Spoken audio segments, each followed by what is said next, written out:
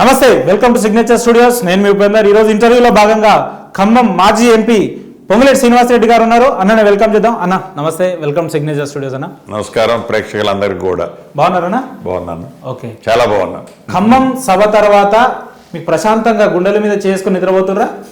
డెఫినెట్గా ఖమ్మం సభ కంటే ముందు కూడా ప్రశాంతంగా నిద్రపోయాను. ఇప్పుడు కూడా సభ తర్వాత కాంగ్రెస్ అప్పుడు కొంచెం ఇబ్బందులు ఉన్నట్టు. అంటే మనిషి అన్న తర్వాత ఇబ్బందులు సర్వసాధారణం. ఏదో ఇబ్బందులు ఉన్నాయని మనం స్ట్రెస్ అయ్యో టెన్షన్ పడితేనో ఆ ఇబ్బందులు పోవు. ఇబ్బందుల్ని ఎలా పరిష్కరించుకోవాలో ఆ రకంగా పరిష్కరించుకుంటే అవి పరిష్కారం అవుతుంది. అన్న సూటిగా సమాధానం చెప్పండి, అసలు మీరు కాంగ్రెస్ పార్టీలో చేరడానికి గల కారణాలు ఏంటి? ప్రధానంగా తెలంగాణ రాష్ట్రాన్ని సాధించుకున్న తర్వాత ఇచ్చిన తెలంగాణని కాంగ్రెస్ పార్టీ ఇచ్చింది. ఆనాడు శ్రీమతి సోనియా గాంధీ గారు తెలంగాణ రాష్ట్రాన్ని ఇచ్చే దాంట్లో ప్రధానమైన పాత్ర పోషించి కేంద్రంలో అధికారంలో కాంగ్రెస్ ఆనాడు ఉంది, కాంగ్రెస్ పార్టీ ఇచ్చింది. తెలంగాణ ఇచ్చింది కాంగ్రెస్ పార్టీ అని చెప్పి మీకు 10 ఏళ్ల కింద తెలియదా? ఒకటి, ఆనాడు నేను వైఎస్ఆర్ కాంగ్రెస్ పార్టీలో నేను రాజకీయంగా ఎంటర్ అయ్యాను. ఓకే. తెలంగాణ ఇచ్చిన తర్వాత కూడా తెలంగాణ రాష్ట్రంలో మాయమాటలు నమ్మి ఈ కల్వకుంట్ల చంద్రశేఖరరావు గారికి 2 సార్లు ముఖ్యమంత్రిగా అధికారం ఇచ్చారు. మొదటిసారి ముఖ్యమంత్రి అయినట్లు జనమందరూ ఎలా అయితే ఆ మాయలో పడ్డారో నేను కూడా అదే మాయలో పడ్డాను అని అనేక సందర్భాల్లో చెప్పాను, మళ్ళీ చెప్తున్నాను. జనము పొంగులేటి శ్రీనివాసరెడ్డి గారు ఒకరేనా? డెఫినెట్గా జనంతోనే పొంగులేటి శ్రీనివాసరెడ్డి గారు. శ్రీనివాసరెడ్డి గారితో జనం కాదు, జనం ఆడుంటే పొంగులేటి శ్రీనివాసరెడ్డి గారు ఆడుంటారు. అంటే మీరు కాంగ్రెస్ పార్టీలో కర్ణాటకలో జరిగిన ఎన్నికలను ఉద్దేశించి కాంగ్రెస్ పార్టీలో చేరారు. ఒకవేళ కర్ణాటకలో బీజేపీ కనుక గెలుచుంటే మళ్ళీ బీజేపీలో వెళ్తుండే, అంతే కదా? అంటే మీరు అనుకున్నట్లు ఎక్కడో పక్క రాష్ట్రంలో గెలవటం వలన కాంగ్రెస్ ఇక్కడ గెలుస్తుందనో, ఎక్కడో పక్క రాష్ట్రంలో ఓడిపోవటం వలన ఇక్కడ గెలవదనో అన్నదానికంటే కూడా ఈనాడు ప్రజల్లో ఏదైతే కరెంటు స్పందన ఉందో దాన్ని మనం ఫాలో కాకపోతే ప్రజలతో పాటు మనం లేకపోతే, మనతో పాటు ప్రజలు లేకపోతే ఇద్దరం ఇబ్బంది పడతాం. కర్ణాటకలో కాంగ్రెస్ గెలిచింది కాబట్టి శ్రీనివాసరెడ్డి గారు కాంగ్రెస్ పార్టీలో జాయిన్ అయ్యారని ఎవరిని అనుకుంటే అది వాళ్ళ విజ్ఞతకే వదిలేస్తాను. అలా ఏం కాదు. ఇవాళ తెలంగాణ ప్రజలు తెలంగాణలో స్వేచ్ఛ కోరుకుంటున్నారు, తెలంగాణ ప్రజల ఆత్మగౌరవాన్ని కోరుకుంటున్నారు, తెలంగాణ ప్రజలు గౌరవాన్ని కోరుకుంటున్నారు. అది మిస్ అయిపోయారు. అది మిస్ అయిన దాన్ని మనం సాధించాలి అని అంటే ఇటు కాంగ్రెస్ పార్టీనా, అటు బీజేపీ పార్టీనా, లేకుంటే ఒక సొంత పార్టీనా ముఖ్యులందరం కలిసి పెట్టాలనే ఆలోచనలో డిబేట్ చేశాం. ఈ డిబేట్లో మనకు వచ్చింది ఏందయ్యా అంటే ఓవరాల్గా ఉన్న రాష్ట్రంలో ఉన్న పరిస్థితి, సొంత పార్టీలో మేమందరం ముఖ్యులను కలిసి పెట్టినా కూడా దానికి ఉండే ఇబ్బందులు కొన్ని దాంట్లో ఉంటాయి. బీజేపీ పార్టీ అనేది తెలంగాణ రాష్ట్రంలో ఎట్టి పరిస్థితుల్లో వచ్చే పొజిషన్ లేదు, ప్రజల యాక్సెప్టెన్స్ లేదండి. నేను అనేది ఒక మనిషి ఒక్కడ తలుచుకుంటే ఒక రాజకీయ పార్టీని ఏది బీజేపీ పార్టీని లేపాలి అనుకుంటే మరి మోదీ గారు, అమిత్ షా గారే లేపొచ్చు కదా. ఒకరు ప్రధానమంత్రి గారు, ఒకరు దేశానికి హోంమంత్రి గారు.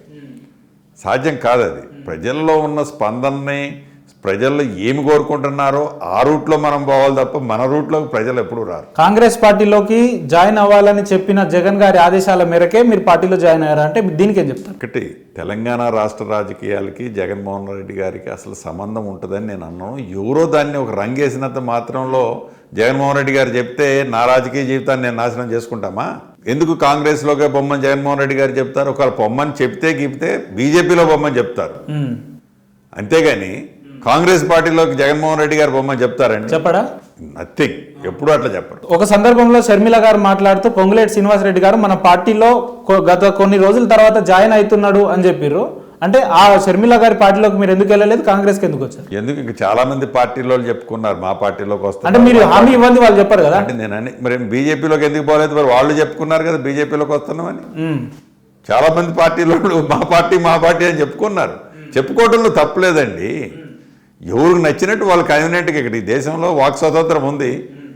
ఎవరు ఆలోచనలు వాళ్ళు షేర్ చేసుకోవచ్చు. ఇప్పుడు ఒకరు చెప్పుకున్నంత మాత్రంలో మనం ఆ పార్టీలోకి వెళ్ళిపోతామా? అట్లా నేను మారాల్సింటే గడిచిన 6 నెలల్లో నేను కాంగ్రెస్ జాయిన్ కాకముందు ఒక్కొక్క పార్టీలోంచి 2 సార్లు జాయిన్ అయ్యి 2 సార్లు బయటకు వచ్చినట్టు. ఏది సోషల్ మీడియాలో, ప్రింట్ అండ్ ఎలక్ట్రానిక్ మీడియాలలో. అట్లా సాధ్యమేనా? 6 నెలలు ఎందుకు వెయిట్ చేశాను?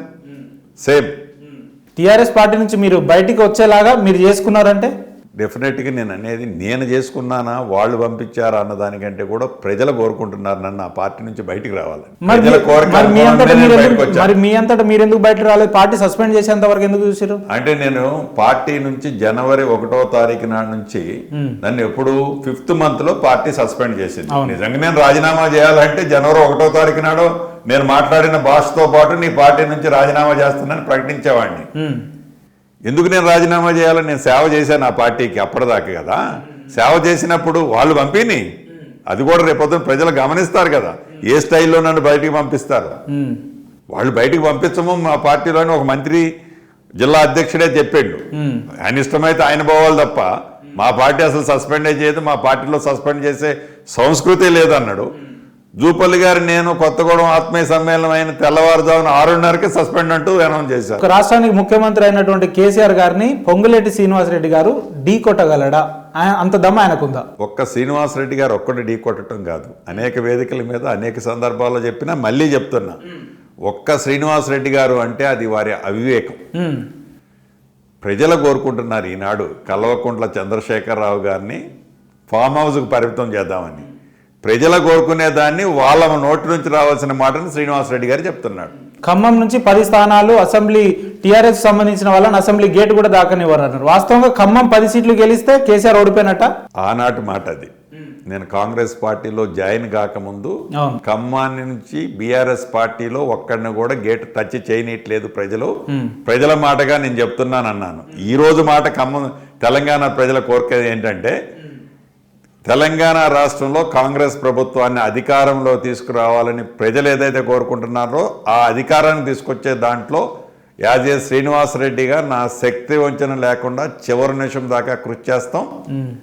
సోనియా గాంధీ గారికి, శ్రీమతి సోనియా గాంధీ గారికి తెలంగాణ రాష్ట్రంలో కాంగ్రెస్ పార్టీని తీసుకొచ్చి గిఫ్ట్గా ఇవ్వబోతున్నాం.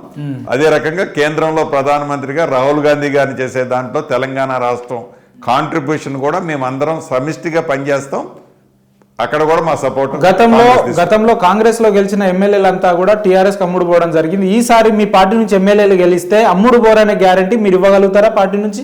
నేను అనేది రేపు మీరు బ్రతుకుంటారా అని అడిగితే బ్రతుకుంటామా లేదా అన్నది ఆన్సర్ ఎంత అయితే చెప్పగలుగుతామో, చిత్తశుద్ధితో నిజాయితీగా ఉండే వాళ్ళకి పార్టీ బీఫామ్స్ ఇవ్వాలి అన్న ఆలోచన చాలా స్పష్టంగా పార్టీ ఆ రకంగానే ఆలోచిస్తుంది.